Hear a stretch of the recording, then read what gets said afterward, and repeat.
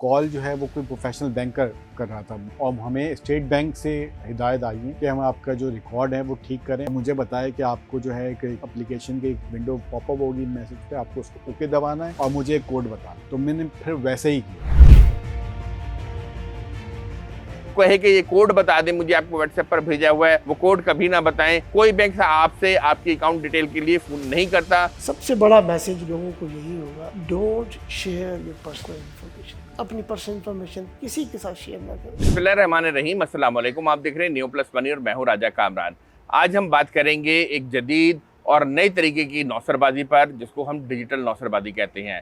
नौसरबाजी का जो फ़न है ये इंतहाई कदीम और पुराना है। इसमें होता ये था कि अब से कुछ अर्सा कबल तक जो नौसरबाज थे वो गली गली, चौराहा चौराहा, बस स्टॉपों पे और बेलो ठेलों में और ऐसी जगहों पर घूमते थे जहाँ पर लोग बड़ी तादाद में आते जाते, जिनके पास रकूम होती है, कीमती अशिया होती थी। वो अपने शिकार को ढूंढते, शिकार को ढूंढने के बाद जो है उस पर वो चिकनी चपड़ी बातों में अपने लेते और उस तरह से फिर वो अपने शिकार को जो है उनको अपने ही हाथों से लुटा देते थे। यानी वो शिकार उनकी हाथों में इतना आ जाता कि अपने ही हाथों अपनी तमाम जो दौलत थी और जो भी उसके पास कीमती अशिया होती थी वो नौसरबाजों के हवाले कर देता था।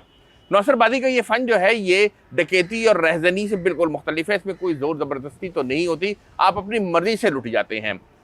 अब जबकि दौर जदीद आ गया है, लोगों ने बैंकों में पैसे रखने शुरू कर दिए हैं और डिजिटल लेन देन शुरू हो गए, तो इसी तरह से नौसरबाज भी अपग्रेड हो गए हैं और अब वो डिजिटल नौसरबाजी करते हैं। डिजिटल नौसरबाजी इस तरह से होती है कि वो अपने किसी भी कमरे में बैठे हुए हैं। अब उनको इस बात का भी डर नहीं है कि वो कहीं फिजिकल किसी के रिलेशन में आ रहे हैं, किसी के आमने सामने हो रहे हैं और वो फ़ौरन तौर पे पकड़े जा सकते हैं, उनके खिलाफ कार्रवाई हो सकती है, कोई दूसरा आके इंटरवीन करके उनको पकड़ सकता है। तो अब ये नौसरबाज क्या करते हैं, अपनी कहीं पर भी बैठे हुए दूर दराज इलाकों में बैठे हुए आपको एक फ़ोन करते हैं, एक व्हाट्सएप मैसेज करते हैं, आपको कहते हैं जी आपका कोरियर आया है, आपको हम ये कोड भेज रहे हैं, ये कोड अपने कोरियर को दीजिएगा, ये कोड हमें बता दीजिएगा तो हम जो है कोरियर को देंगे और इसके ज़रिए जो है फिर आपका कोरियर मिल जाएगा। इसके अलावा होता यह है कि कोई आपको ऐसे ही आके ब्लफ में फ़ोन करता है किसी अननोन नंबर से और आपको ऐसे लगता है कि जी मैं फ़लाँ मुल्क में मौजूद हूँ, मेरा नाम ये है, मैं आपका दोस्त हूँ, आप जो है मेरे पास मामला हो गया है जिसकी वजह से मुझे पैसों की अशद ज़रूरत है। तो फिर वो अपने आपसे जो है वो पैसे लेकर आपसे रफू चक्कर हो जाता है। हमारे दोस्त मोहम्मद यासिर हैं जो अपने काम में लगे हुए थे, बहुत ज़्यादा मसरूफ़ थे और उनको भी इसी किस्म की एक कॉल आई और उन्होंने अपना जो भी डिटेल्स थी वो उनके साथ शेयर कर दी। चूँकि मसरूफियत बहुत ज़्यादा थी, उन्होंने अपनी जान छुड़ाई। फिर उसके थोड़ी देर बाद उन्हें यह एहसास हुआ कि शायद इनके साथ ये फ्रॉड हो गया है, तो उन्होंने फ़ौरन बैंक से रब्ता किया और उस पेमेंट को रुकवा दिया। यासिर की कहानी सुनते हैं उनकी ज़बान में। मंडे का दिन था और काफ़ी मसरूफ़ था। मुझे एक कॉल मौसूल होती है और वो कॉल जो है वो कोई प्रोफेशनल बैंकर कर रहा था, क्योंकि उसकी आवाज़ से लग रहा था उसके पास मेरा सारा डाटा मौजूद था और उसने मुझे फ़ोन पर सारी चीज़ें बताई कि आपकी सर ये सारी चीज़ें हैं, ये सारी चीज़ें, और हमें स्टेट बैंक से हिदायत आई है कि हम आपका जो रिकॉर्ड है वो ठीक करें और आपकी सर्विसेज जो है वो आपको सही तरीके से पहुँचाएँ। तो मैंने एक दो दफ़ा उससे पूछा कि यार आप क्यों कॉल कर रहे हैं, मैं आपके ब्रांच आ जाता हूँ। तो उसने कहा नहीं सर, बहुत ज़्यादा डिटेल्स नहीं है, बस 2 मिनट लगेंगे और आप जो है आपका डेटा ठीक हो जाएगा। तो उसने मुझे OTP डायरेक्टली नहीं मांगा, बल्कि उसने एक स्मार्ट मूव किया और उसने मेरा जीमेल अकाउंट हैक करने की कोशिश की और वो भी एक नई तरीके से जो मुझे नहीं पता था। यानी कि उसने मेरा जीमेल के जो क्रेडेंशियल्स थे वो उसके पास मौजूद थे और उसने फिर उस जीमेल अकाउंट अपने मोबाइल फ़ोन पे खोला और मुझे बताया कि आपको जो है एक एप्लीकेशन की एक विंडो पॉपअप होगी मैसेज पे, आपको उसको ओके दबाना है और मुझे एक कोड बताना है। तो मैंने फिर वैसे ही किया।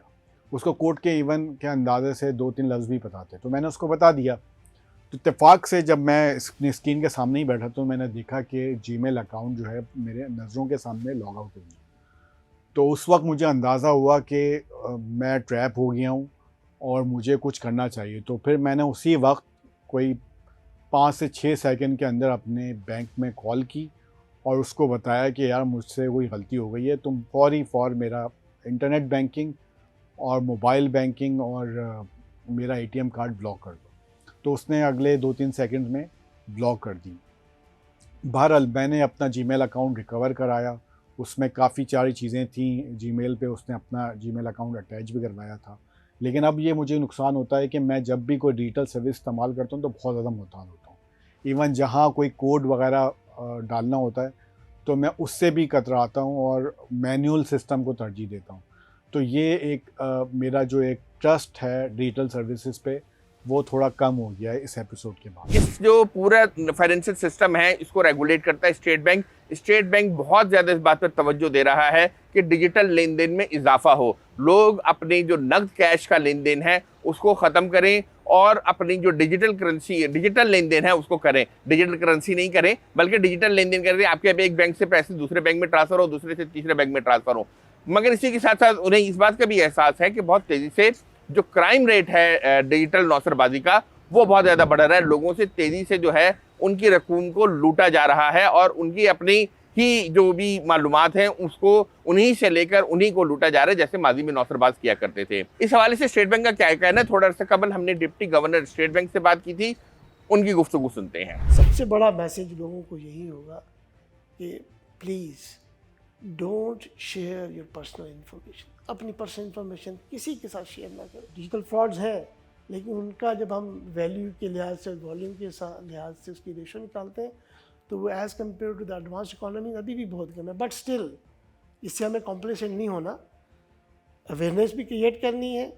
साथ में we need to make sure कि जो ओवरऑल डिजिटल प्लेटफॉर्म हैं, जो सॉल्यूशंस हैं, जो हमारे रेगुलेटेड एंटिटीज़ दे रहे हैं, उनमें वो कंट्रोल्स, वो कैपेसिटी, वो रेजिलियंस अवेलेबल है कि वो फ्रॉड्स को मिनिमाइज कर सकें। आपने देखा कि किस तरह से लोग जो हैं नौसरबाजी का शिकार हो रहे हैं, डिजिटल ज़राए से लोग नौसरबाजी का शिकार हो रहे हैं।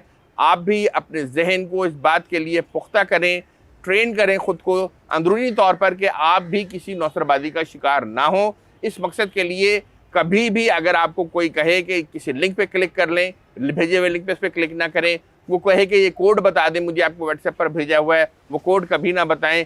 अगर कोई कहता है कि मैं GSU से बात कर रहा हूँ, स्टेट बैंक से बात कर रहा हूँ, आप अपने अकाउंट की डिटेल दें वरना आपका अकाउंट बंद हो जाएगा, कोई डिटेल ना दें। कोई बैंक आपसे आपकी अकाउंट डिटेल के लिए फ़ोन नहीं करता, कोई रियासती इदारा आपसे आपकी अकाउंट डिटेल के लिए फ़ोन नहीं करता।